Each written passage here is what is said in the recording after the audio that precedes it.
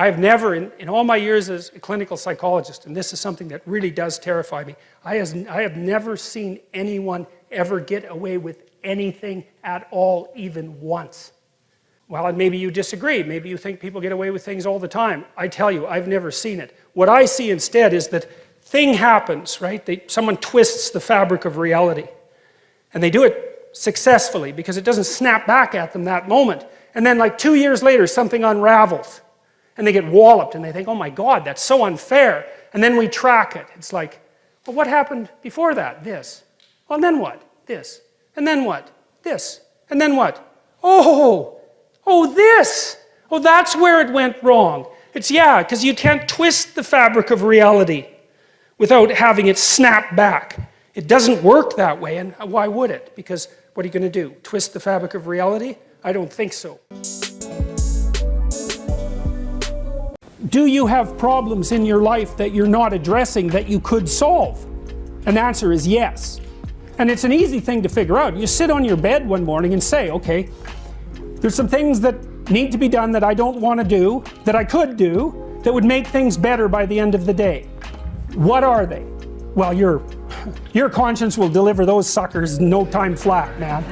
And then you might have to say, okay, well, how do I entice myself into doing a few of those? And if you ask, instead of trying to force yourself to do it like you're a tyrant and a slave at the same time, you can usually negotiate with yourself so that you'll start to sort those things out. Sort them out. Put your house in order. And then move out. Move on.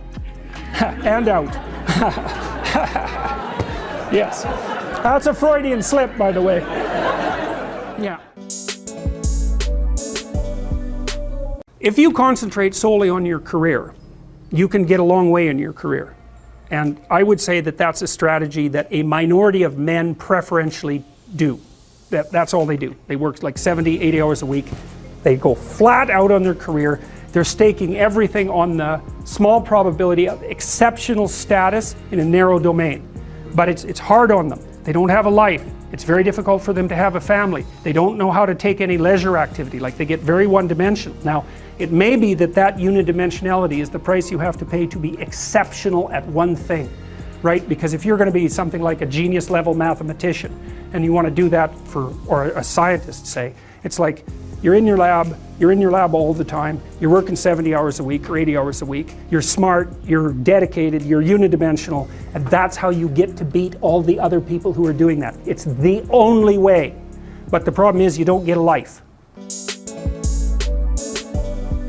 And the probability that you're going to get what would be good for you, let's say, which would even be better than what you want, right? Because, you know, you might be wrong about what you want easily. But maybe you could get what would really be good for you.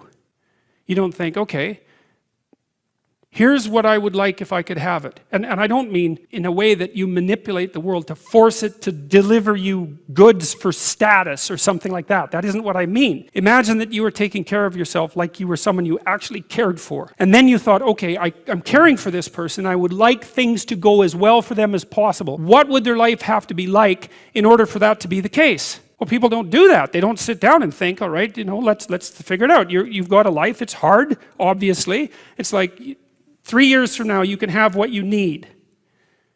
You've got to be careful about it. You can't have everything. You can have what would be good for you, but you have to figure out what it is, and then you have to aim at it.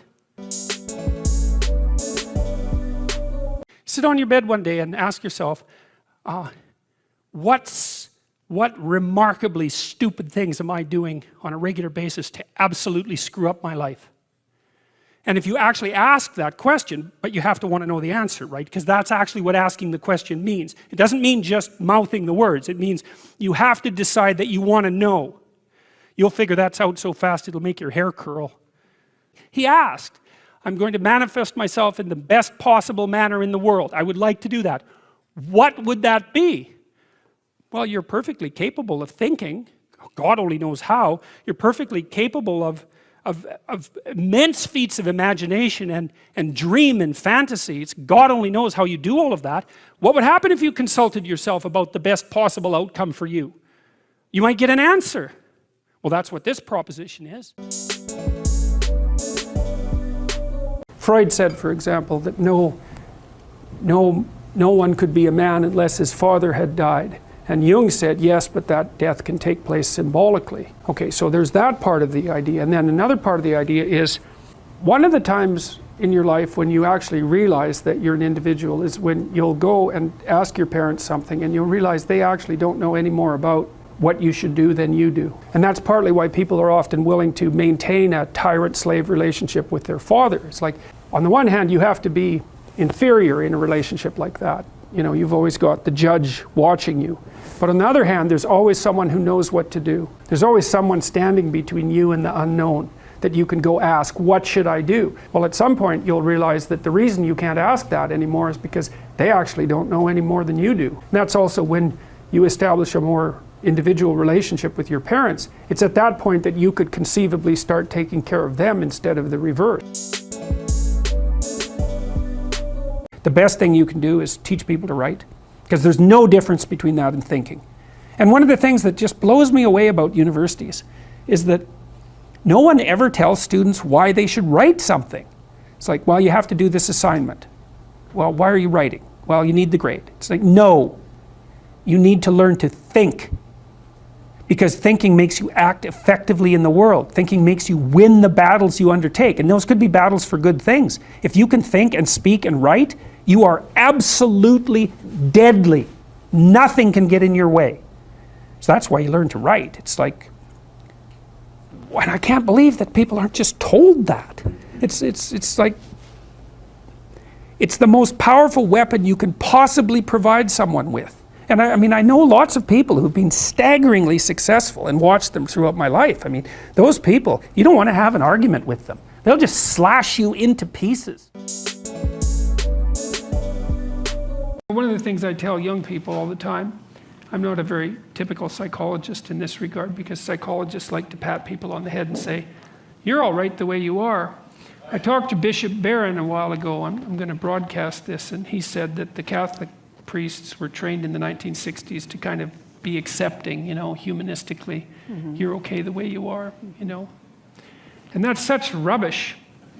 It's like, not only are you not okay the way you are, you don't think that anybody else is okay the way they are either. And you don't think your children are okay the way they are, like you love them and all that, but you don't want them to stay 3 years old their entire life. You want them to expand and improve and become who they are.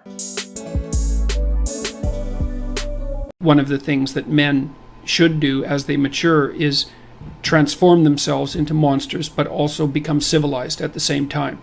And that's exactly what you see in stories like Beauty and the Beast, where the ideal man starts out as a beast and ends up civilized. He doesn't start out as a milksop, wimp sort of character who poses no threat to anyone and then becomes the hero. That isn't how it works, although there are stories of that kind of development. The reason that Harry Potter can withstand Voldemort is because he's got a piece of him, right? He's been touched by it. And the way that you keep the psychopaths at bay is to develop the inner psychopath so that you know one when you see one, right? And then, but that's a voluntary thing. It's like a set of tools that you have at your disposal, which is full knowledge of evil.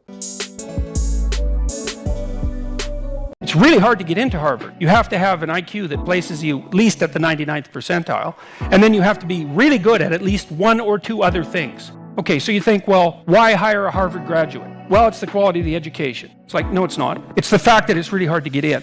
All of the value of the Ivy League education is in the screening before the education starts. Now, that doesn't mean that people go to Harvard and they get educated, but they'd get just as educated if they went somewhere else. First of all, it's like every university contains more information than any student can ever possibly process.